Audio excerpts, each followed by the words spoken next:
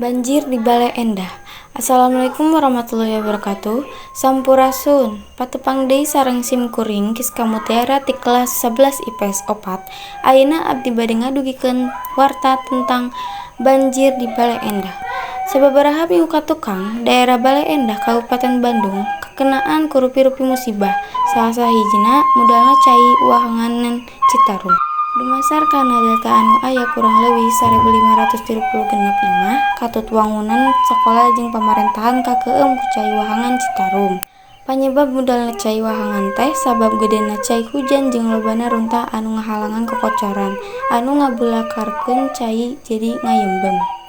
Pamarentah daerah geus ngadata korban jiwa ka sababaraha tempat. Sabab dumasar kana hasil laporan ti warga masyarakat, teu saeutik ayana korban jiwa anu kabawa banjir.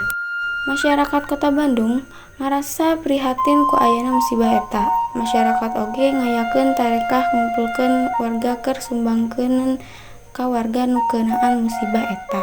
Sakitu wae warta anu tiasa simkuring dugikeun. Wassalamualaikum warahmatullahi wabarakatuh.